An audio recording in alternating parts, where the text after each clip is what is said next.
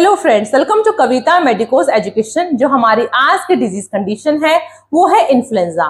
तो इन्फ्लुएंजा को हम कॉमन लैंग्वेज में फ्लू के नाम से भी जानते हैं। ठीक है, अब ये इन्फ्लुएंजा जो टर्म है ये कहाँ से आया? तो पुराने टाइम में जो लोग थे वो सोचते थे कि जो स्टार्स होते हैं उनके प्रभाव से ये बीमारी फैल रही है।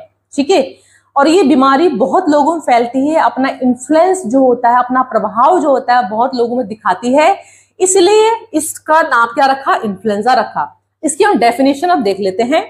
इन्फ्लुएंजा हाईली कंटीजियस, मतलब ये बहुत ही ज्यादा गति से फैलती है। ठीक है, बीमारी हाईली इंफेक्शियस है, हाईली कंटीजियस है, मतलब जो बीमारी तुरंत की तुरंत फैल जाती है, बहुत लोगों तक फैल जाती है, उसे बोलते हैं contiguous infectious.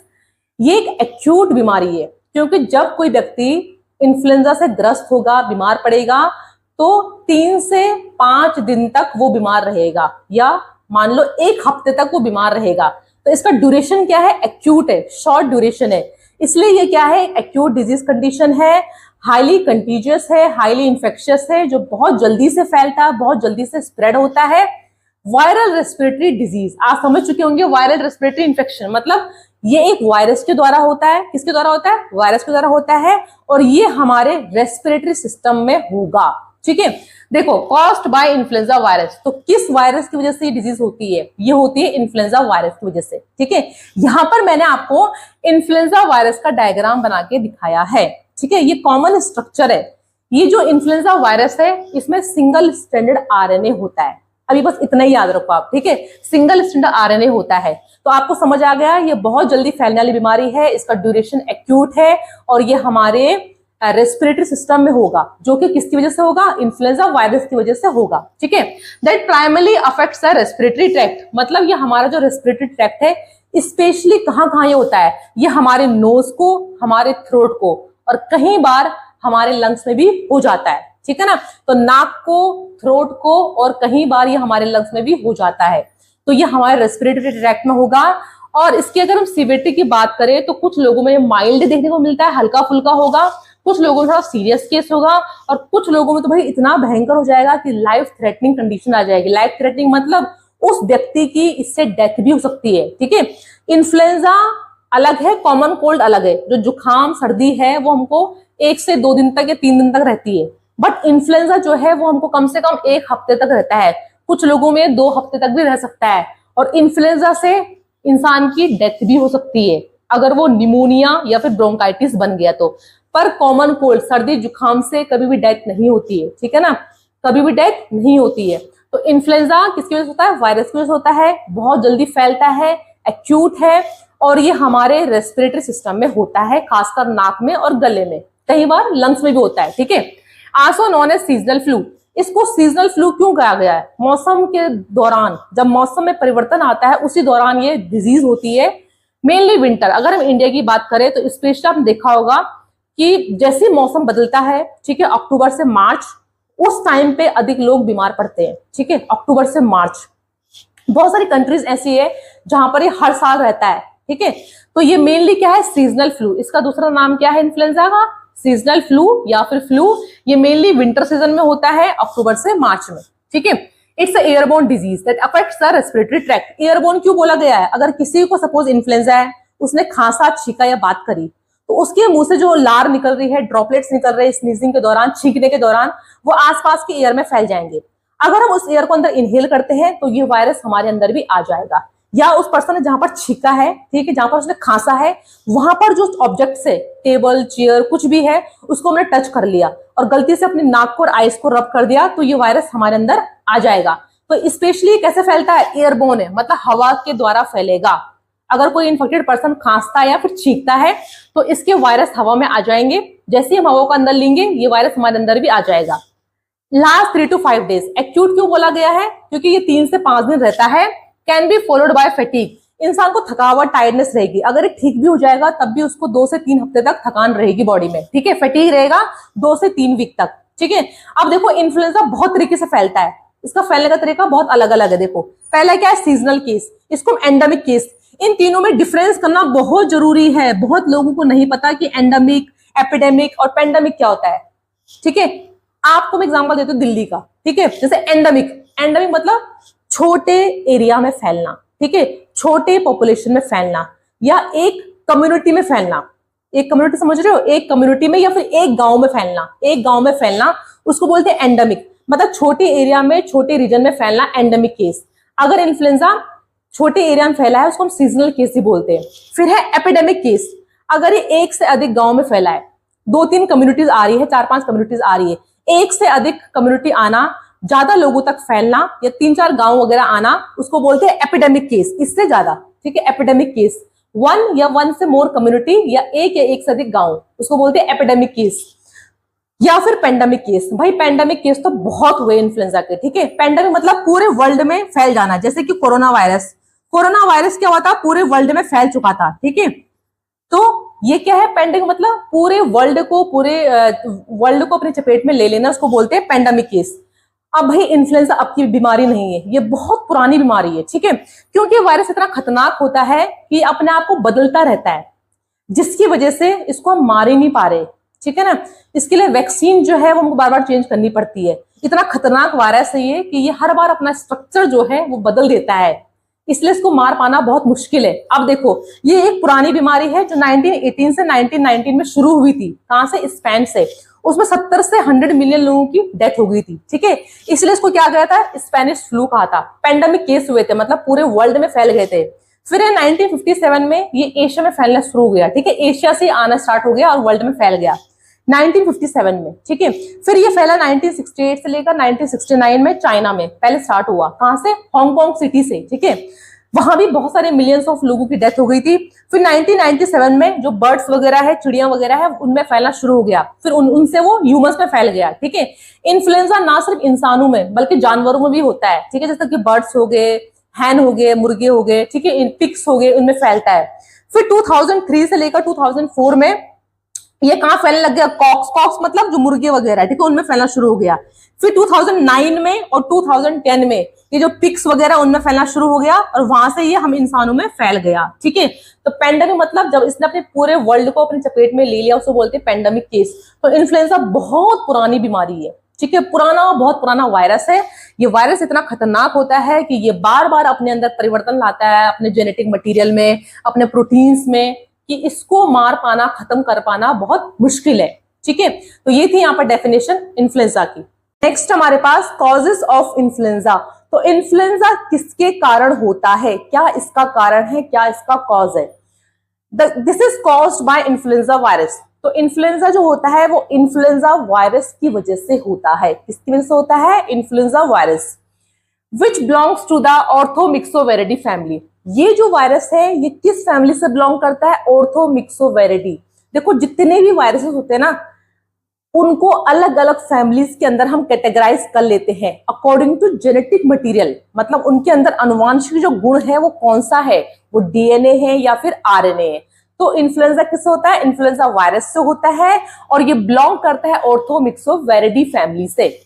This is the family of RNA viruses that affect respiratory tract of many animal, birds and humans, ठीक है। ऑर्थोमिक्सोवेरिडी फैमिली में वो वाले वायरस आते हैं जिनका अंदर जो जेनेटिक मटेरियल है वो आरएनए है। क्या है, आरएनए। आरएनए क्या है, राइबो न्यूक्लिक एसिड, ठीक है। तो ऑर्थोमिक्सोवेरिडी में वो वाले वायरस आएंगे जिनका जेनेटिक मटेरियल क्या है, आरएनए है। और ये सारे वायरसेस क्या करते हैं, इंसानों को, मतलब एनिमल्स को और ह्यूमंस को, दोनों को ही इन्फेक्ट करते हैं। देखो यहाँ पर मैंने एक डायग्राम दिया है, स्ट्रक्चर दिया है एक वायरस का, ठीक है। अंदर आपको दिख रहा होगा ये क्या है, इसका जेनेटिक मटेरियल है। वायरस में 2 लिपिड की लेयर होती है और इसमें 2 इंपॉर्टेंट प्रोटीन होते हैं उसके सरफेस पे। पहला है हीमोग्लूटिनिन और दूसरा है न्यूरोएमाइनेटेज। तो इन्फ्लुएंजा किसके कारण होता है, इन्फ्लुएंजा वायरस की वजह से होता है। इसका जेनेटिक मटेरियल, इसका आनुवंशिक जो गुण है वो आरएनए है और ये ऑर्थोमिक्सोवेरिडी फैमिली से बिलोंग करता है। ये वाले वायरस ह्यूमंस एंड एनिमल्स के रेस्पिरेटरी ट्रैक्ट को अफेक्ट करता है, ओके। अब इन वायरस के टाइप्स होते हैं, ठीक है। तो इन्फ्लुएंजा वायरस के यहाँ पर 4 टाइप है, 4 main types of influenza virus. तो इसके कितने टाइप्स है, 4। पहला हम पढ़ लेते हैं इन्फ्लुएंजा वायरस ए, ठीक है। सबसे डेंजरस जो होता है, सबसे कॉमन और सीवियर जो होता है वो इन्फ्लुएंजा ए वायरस ही होता है, ठीक है ना। तो देखो most common and most severe, सबसे अधिक पाया जाने वाला, बहुत ही सीरियस और डेंजरस जो होता है वो इन्फ्लुएंजा वायरस ए ही होता है, ठीक है ना। फिर देखो humans and animals, birds, pigs, horses etcetera, ये दोनों को ही, ह्यूमंस को भी एज वेल एज एनिमल्स, दोनों को ही अपना प्रभाव डालता है, ठीक है। दोनों में ही डिजीज कॉज करता है रेस्पिरेटरी ट्रैक्ट में। फिर है कॉजेज एपिडेमिक्स एंड पेंडेमिक्स, ये एपिडेमिक भी फैलाता है और पेंडेमिक भी फैलाता है। एपिडेमिक मतलब किसी एक बड़े एरिया के लोगों को, मतलब एक से अधिक कम्युनिटी, एक या एक से अधिक जो गांव होते हैं उसको बोलते हैं एपिडेमिक, ठीक है।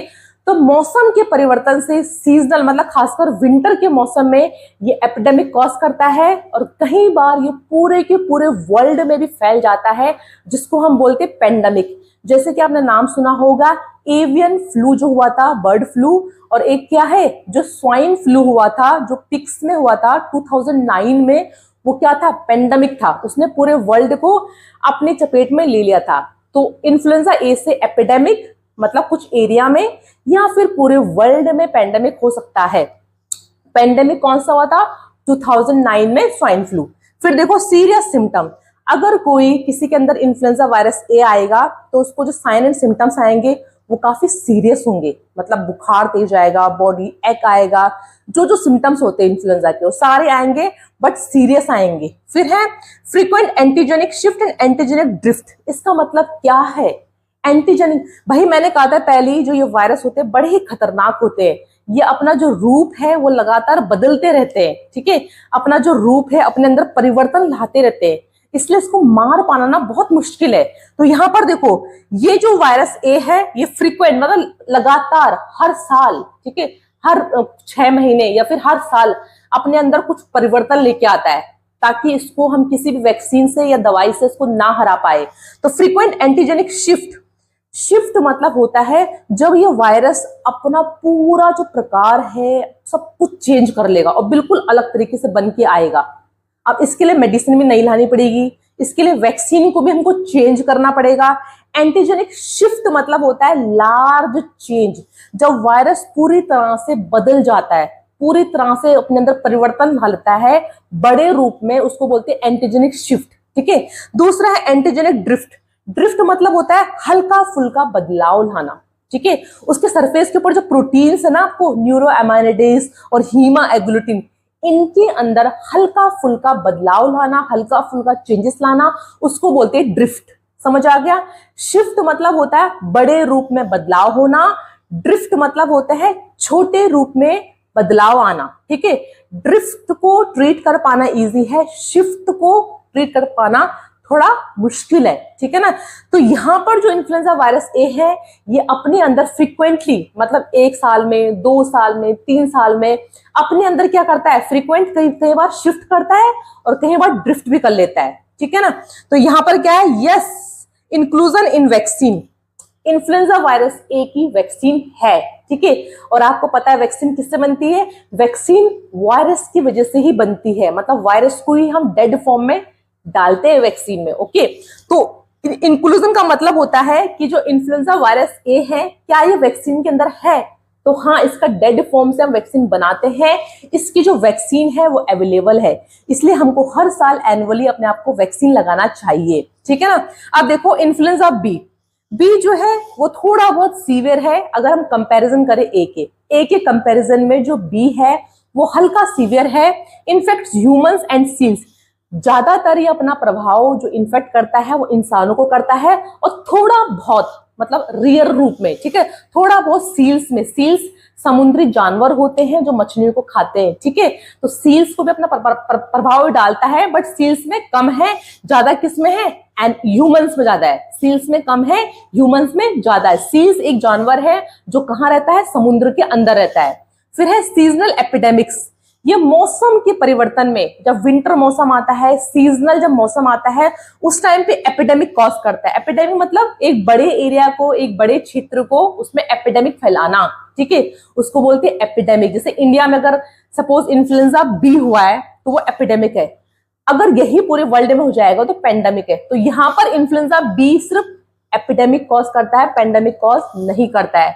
मॉडरेट सिम्टम, इसमें भी कैसे सिम्टम्स आते हैं, मिडिल वाले सिम्टम्स आते हैं, ना ही ज्यादा सीवियर होते हैं ना ही कम होते हैं, पेशेंट को मॉडरेट सिम्टम्स आते हैं। एंटीजेनिक ड्रिफ्ट, देखो यहाँ पर इन्फ्लुएंजा जो बी है वो ड्रिफ्ट कर रहा है। ड्रिफ्ट मतलब हल्का फुल्का चेंज करना अपने प्रोटीन के अंदर, जो उसके सरफेस पे जो प्रोटीन है उसमें हल्का फुल्का चेंज करना, उसको बोलते हैं ड्रिफ्ट। तो यहाँ पर शिफ्ट नहीं करता, क्योंकि शिफ्ट काफी भयंकर रूप ले लेगा, ठीक है। शिफ्ट पूरे वर्ल्ड में फैल जाएगा, जैसे स्वाइन फ्लू हो गया, बर्ड फ्लू हो गया, ये सारे क्या थे, एंटीजेनिक शिफ्ट थे। तो यहाँ पर ये सिर्फ ड्रिफ्ट ही कॉज करता है। यस, इंक्लूजन वैक्सीन, इसकी भी वैक्सीन है, और इस वायरस को भी हम डेड फॉर्म में कहाँ डालते हैं, वैक्सीन में डालते हैं। इंक्लूजन मतलब डालना, ठीक है, तो इसकी भी वैक्सीन है। अब आते हैं हम इन्फ्लुएंजा वायरस सी पे। माइल्ड एंड वीक, कैसे हल्का फुल्का वायरस है, माइल्ड है, ठीक है। ह्यूमंस एंड पिग्स, ये इंसानों को और जो पिग्स सुअर वगैरह जो होते हैं उनको इन्फेक्ट करता है, ह्यूमंस और पिग्स में होता है। फिर देखो माइल्ड, इसमें जो सिम्टम्स आएंगे, कई बार पेशेंट इसके सिम्टम्स को मिसअंडरस्टैंड कर लेता है कि मुझे सर्दी जुकाम हो गया, ठीक है। तो इसके सिम्टम हल्के फुल्के किससे मिलते जुलते हैं, सर्दी जुकाम से मिलते जुलते हैं। तो कई बार इसको हम मिसडायग्नोज भी कर लेते हैं, जबकि पेशेंट को क्या है, इन्फ्लुएंजा है। तो यहाँ पर सिम्टम काफी माइल्ड रहेंगे, हल्के फुल्के रहेंगे, जैसे कि जुकाम सर्दी होना, तो इसको हम कई बार मिसडायग्नोज भी कर लेते हैं। फिर एपिडेमिक रियर, इसके एपिडेमिक थोड़ा कम ही आते हैं, ठीक है। एपिडेमिक आते हैं पर रियर आते हैं, कम आते हैं। वेरी माइनर चेंजेस, और अगर इसमें वायरस अपने अंदर बदलाव ला रहा है तो बहुत हल्का फुल्का माइनर छोटे रूप में बदलाव लाएगा। नो इंक्लूजन वैक्सीन, इसका भी वैक्सीन नहीं है, ठीक है। इन्फ्लुएंजा सी का वैक्सीन नहीं है, इस वायरस को हमने वैक्सीन के अंदर अभी नहीं डाला है, ओके। फिर है लास्ट हमारे पास क्या है, इन्फ्लुएंजा वायरस डी। वैसे मेन 3 ही होते हैं, ठीक है, ए बी सी, मैं आपको डी भी पढ़ा रही हूँ। इन्फ्लुएंजा डी ये इंसानों को नहीं होता, ठीक है, इन्फ्लुएंजा डी इंसानों को नहीं होता है। ये कैटल्स जो होते हैं, गाय बकरी शीप वगैरह, इनमें ही होता है, ठीक है ना, कैटल्स में होता है। अननोन सिम्टम्स, सिम्टम हमको पता ही नहीं है, क्योंकि अभी तक इसका कोई भी जो इफेक्ट है वो इंसानों में नहीं हुआ है, किसी भी इंसान को इन्फ्लुएंजा डी नहीं हुआ है, इसलिए इसके सिम्टम्स भी क्या है, अननोन है, क्योंकि ये ह्यूमन बींग्स में हुआ ही नहीं है। फिर एपिडेमिक रियर, इसकी एपिडेमिक भी क्या है, बहुत ही रियर है, मतलब ये बहुत ही कम फैलता है। नॉट इंक्लूजन फ्लू वैक्सीन, इसमें भी वैक्सीन नहीं है, इसको हमने वैक्सीन के अंदर नहीं डाला है, ठीक है। तो आपको मेन ध्यान रखना है influenza A, influenza B, influenza C, ठीक है। और ये यहाँ पर डायग्राम है वायरस का, कॉमन डायग्राम। नेक्स्ट हमारे पास एपिडेमियोलॉजिकल फैक्टर्स, तो इसमें कौन कौन सी चीजें हम पढ़ने वाले हैं। पहले पढ़ने वाले मोड ऑफ ट्रांसमिशन, मतलब किस तरह से ये जो इन्फ्लुएंजा वायरस है फैलता है। फिर पढ़ने वाले इसका इंक्यूबेशन पीरियड क्या रहेगा, कंटीजियस पीरियड क्या रहेगा इसका, ठीक है, इन्फेक्शियस पीरियड क्या रहेगा, किन लोगों को अधिक होता है, मेल को होता है या फीमेल को होता है, कौन से सेक्सेस में अधिक होता है। फिर हम पढ़ने वाले इन्वायरमेंटल फैक्टर्स क्या क्या रहेंगे, ओके, किस सीजन में ये अधिक फैलता है। तो पहले हम देख लेते हैं मोड ऑफ ट्रांसमिशन, मतलब इन्फ्लुएंजा का वायरस किस तरह से फैलता है।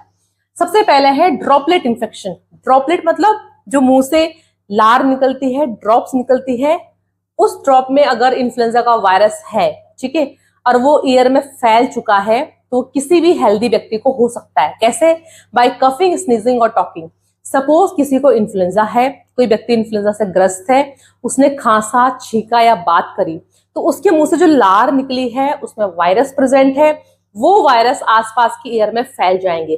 फिर जितने भी लोग वहां खड़े होंगे आसपास, अगर उन्होंने वो एयर इनहेल करी है तो वायरस उनके रेस्पिरेटरी ट्रैक्ट में भी चला जाएगा, ओके। तो ये था क्या, ड्रॉपलेट इन्फेक्शन, मतलब हवा में वायरस फैल चुका है और अगर हम एयर इनहेल करते हैं तो वायरस हमारी बॉडी में एंटर कर जाएगा। फिर है डायरेक्ट कॉन्टेक्ट, डायरेक्टली हम टच कर रहे हैं, ठीक है। अगर कोई अनहेल्दी व्यक्ति ने छींका या खांसा है तो जितनी ड्रॉप्स निकली है वो आसपास के जो सामान है, चीजें हैं, उनमें चली जाएगी, ठीक है, उसमें वायरस चला जाएगा। और गलती से अगर हमने वो सरफेस को टच कर लिया, कंटामिनेटेड सरफेस जिसमें वायरस लगा हुआ है, और अपनी आईज को, नोज को, माउथ को रब कर लिया, तो ये वायरस हमारे अंदर भी आ जाएगा। तो direct contact with contaminated surface मतलब वो सरफेस जो जिसमें वायरस लगा हुआ है, and then touching the mouth, nose and eyes, okay. और फिर हमने गलती से क्या करा, आपने नाक को, आईज को और माउथ को रब कर लिया, तो वायरस हमारे रेस्पिरेटरी ट्रैक्ट में आ जाएगा। इसके अलावा कोई किसी व्यक्ति को इन्फ्लुएंजा है और हम उसके कांटेक्ट में आ रहे हैं, ठीक है, लगातार उसके कांटेक्ट में आ रहे हैं, तब भी वायरस के आने के चांसेस बढ़ जाते हैं। फिर इंक्यूबेशन पीरियड, देखो इंक्यूबेशन पीरियड होता क्या है। इंक्यूबेशन पीरियड उस पीरियड को बोलते हैं जब वायरस किसी हेल्दी व्यक्ति के बॉडी में एंटर करता है और उसके बाद जब वो व्यक्ति अपना पहला लक्षण दिखाता है, पहला सिम्टम दिखाता है, उस बीच के पीरियड को बोलते हैं इंक्यूबेशन पीरियड, ठीक है ना।